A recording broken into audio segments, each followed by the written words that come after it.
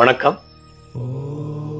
கல்யாணத்துக்கு சம்பந்தப்பட்ட ப்ரெடிக்ஷன்ஸ் எப்படி கொடுக்கறதுன்னா, என்னோட சிஸ்டம் என்னன்னா, ஃபர்ஸ்ட் ஜன்ம குண்டலி, அதுக்கப்புறம் நாடி அஸ்த சாமுத்திரிக சாஸ்திரம், அதுக்கப்புறம் பிரஷ்ன சாஸ்திரம். இந்த 3 விஷயத்துமே நாங்கள் கம்பைன் பண்ணணும். எதுக்குன்னா நிறைய பேர் அவரோட பர்த் டைம் சரியா இருக்காது.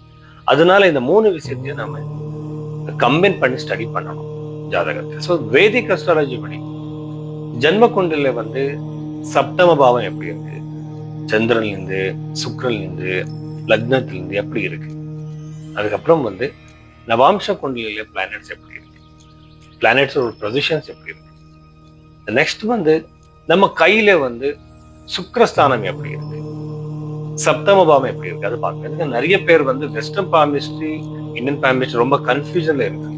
இந்த வெஸ்டர்ன் பாமிஸ்ட்ரி வெறும் சைக்காலஜிக்கல் டெண்டன்சிஸ் மட்டும்தான் சொல்லணும். ஆனா இந்தியன் பாமிஸ்ட்ரி சரியா ப்ரெடிக்ஷன்ஸ் கொடுக்கறதுக்காக இந்த கிரகங்கள் எப்படி இருக்கு அதை பத்தி நமக்கு நிறைய விஷயங்கள் அங்க நம்ம கை பார்த்து தெரிஞ்சுக்கணும். இது பார்த்ததுக்கு அப்புறம் ஜெமினி அஸ்ட்ராலஜி படி தாரகாரக லக்னம் எப்படி இருக்கு, இது எல்லாமே பார்த்ததுக்கு அப்புறம் தசைகள் எல்லாமே அப்ளை பண்ணணும். தசா பீரியட் ரொம்ப இம்பார்ட்டன்ட். விம்சோத்தரி தசா அப்ளை பண்ணுவாங்க. ஆனா அதை கூடவே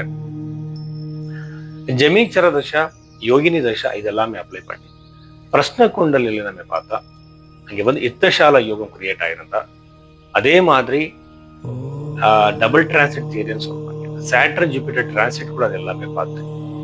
ஸோ தசா பீரியடுக்கு இது சப்தமேஷா, இந்த சப்தமாதிபதி கனெக்ஷன் இருக்கா எல்லாமே பார்த்துட்டு கண்டிப்பா இந்த எந்த மாதிரி கல்யாணம் நடக்கும், இந்த லவ் மேரேஜா அரேஞ்ச் மேரேஜா, இந்த மாதிரி மனிதர் லைஃப்ல வருவாங்க, இந்த விஷயம் எல்லாம் சொல்ல முடியும். இதுக்கு ஜாதகத்தை ரொம்ப டீட்டெயிலா பார்க்கணும். அதுதான் இம்பார்ட்டன்ட். வணக்கம்.